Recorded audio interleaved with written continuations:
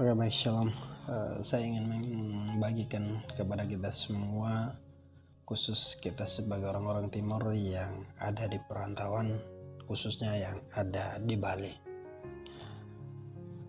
Sebagai orang Timur yang merantau di Bali, akhir-akhir ini kita menghadapi masalah yang sangat serius dan juga kadang-kadang mengecewakan, menyakitkan. Karena apa? Karena secara terang-terangan kita sulit untuk mendapatkan tempat tinggal, sulit untuk mendapatkan kos. Tidak sedikit dari kita yang ketika bertanya atau mencari tempat tinggal, mencari kos, kita mendengar jawaban yang seringkali ada adalah maaf, kos kami sudah penuh. Maaf, kami tidak terima orang Timur. Padahal kita tahu bahwa sebenarnya masih ada kamar yang kosong. Kedengarannya ini bukan hanya penolakan tempat tinggal, tetapi ini adalah penolakan identitas kita sebagai orang-orang Timur. Akibatnya apa? Akibatnya kita kecewa, kita merasa marah, kita merasa tidak dihargai. Tapi perlu diingat, masalah seperti ini bukan hal baru di dalam sejarah orang percaya. Ya, kalau kita melihat di dalam Alkitab, jauh sebelum kita mengalami hal ini, para rasul orang percaya juga mengalami hal yang sama. Ya, di dalam firman Tuhan 1 Petrus pasalnya yang kedua ayat 11 hingga ayatnya yang ke-17, Petrus menulis itu kepada jemaat yang hidup sebagai pendatang di wilayah Asia Kecil yang hari ini dikenal sebagai Turki modern. Mereka tinggal di tengah-tengah bangsa lain yang punya budaya berbeda dan seringkali dicurigai, difitnah, dan diperlakukan tidak adil.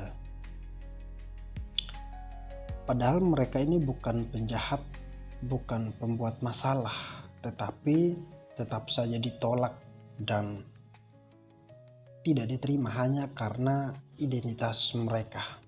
Karena itu Petrus menyebut mereka sebagai pendatang atau perantau. Artinya bahwa orang-orang yang hidup di tanah orang, sikap dan perilakunya itu selalu diperhatikan dan dinilai. Firman Tuhan tidak pernah mengatakan bahwa hidup sebagai perantau itu mudah. Ya, justru Alkitab dengan jujur menunjukkan bahwa perantau itu seringkali disalahpahami. Perantau itu seringkali dicurigai dan bahkan sering diperlakukan tidak adil. Ya, namun firman Tuhan juga menegaskan bahwa status kita sebagai perantau itu bukan alasan untuk hidup sembarangan. Ya, dan penolakan itu bukan juga alasan untuk membalas kejahatan dengan kejahatan. Sebagai orang percaya, cara hidup kita, cara kita bersikap, cara kita merespon penolakan harus menjadi kesaksian tentang Kristus. Bukan memperkuat prasangka orang, bukan mengungkit-ungkit, bukan memperbesar masalah. Pertanyaannya bagi kita adalah bagaimana seharusnya sikap kita sebagai orang Timur, sikap kita sebagai orang percaya, sebagai perantau yang hidup di tengah-tengah penolakan saat ini, hidup di tengah-tengah kecurigaan dan perlakuan tidak adil, supaya hidup kita tetap memuliakan Tuhan dan menjadi berkat. Dan jawabannya sangat jelas ada di dalam firman Tuhan 1 Petrus 2 ayat 11 hingga ayatnya yang ke-17.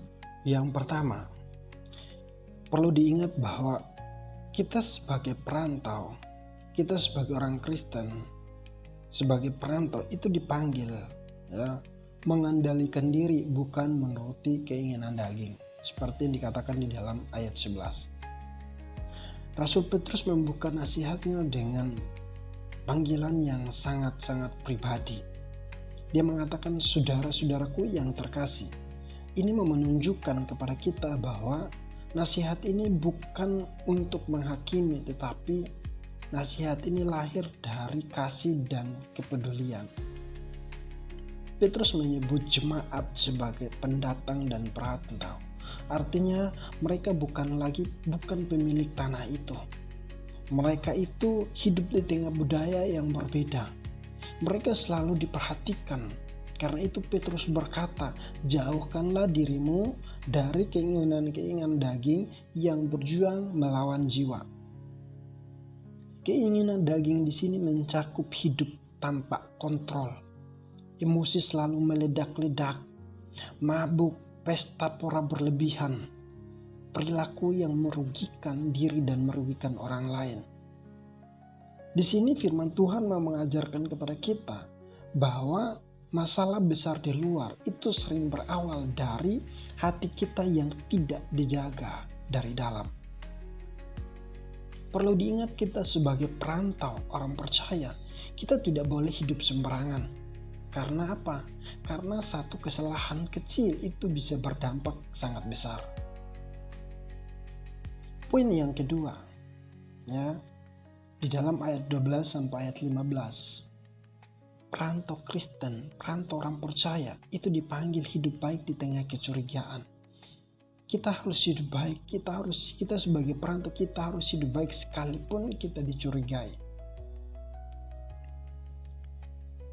Petrus melanjutkan ya dari ayat 12. Dia mengatakan memiliki cara hidup yang baik di tengah-tengah bangsa yang tidak mengenal Allah. Ini berarti bahwa hidup tertib, hidup menghormati lingkungan. Kita harus menjaga tutur kata kita tidak mencari masalah. Karena apa? Petrus sadar bahwa seringkali jemaat difitnah, jemaat dituduh berbuat jahat, jemaat dicurigai tanpa alasan. Tetapi firman Tuhan berkata, supaya mereka karena perbuatanmu yang baik memuliakan Allah. Artinya apa? Kesaksian terbesar itu bukan dari mulut kita, tetapi dari gaya hidup kita. Di dalam ayat 13-14 mengajarkan kita untuk tunduk pada aturan, menghormati perintah, taat pada hukuman yang berlaku. Bukan karena pemerintah selalu benar, tetapi karena taat menunjukkan kedewasaan iman kita. Itu perlu kita ingat. Lalu poin yang ketiga, di dalam ayat 16, ayat 17. Bahwa perantau, kita sebagai orang percaya, kita bebas di dalam Kristus tetapi tetap harus bertanggung jawab. Ya. Ayat 16 berkata, hiduplah sebagai orang merdeka. Sebagai orang Kristen, sebagai orang percaya, kita bebas dari dosa.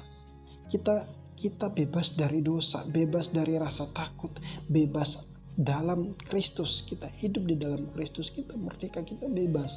Namun Petrus langsung mengingatkan kepada kita bahwa jangan mempergunakan kemerdekaan itu sebagai selubung untuk kejahatan kita. Artinya apa? Kebebasan itu bukan izin untuk hidup sembarangan. Iman bukan alasan untuk melanggar aturan. Ya, di dalam ayat 17 Petrus menutup dengan 4 prinsip sederhana. Hormatilah semua orang. Kasihilah saudara-saudaramu, takutlah akan Allah, hormatilah raja atau pemerintah. Di sini mengajarkan kepada kita bahwa iman yang dewasa itu selalu tertib di dalam sikap hormat.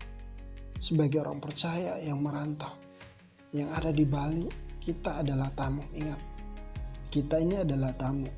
Kita membawa nama keluarga, kita membawa nama daerah, kita membawa nama iman kita sebagai orang percaya, sebagai orang Kristen. Kalau hidup kita benar, percayalah bahwa pasti keadaan kita dipulihkan. Percayalah bahwa pasti ada pintu atau ada jalan keluar. Percayalah bahwa nama Tuhan akan dimuliakan.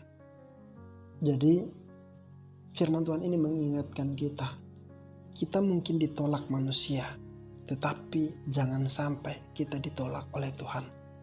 Kita hidup sebagai perantau, bukan tentang menuntut untuk diterima, tetapi kita harus menunjukkan karakter Kristus di mana kita berada. Karena setiap penilaian orang itu tertuju.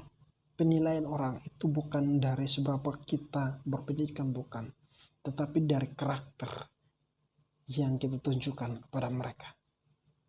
Tuhan Yesus memberkati. Shalom.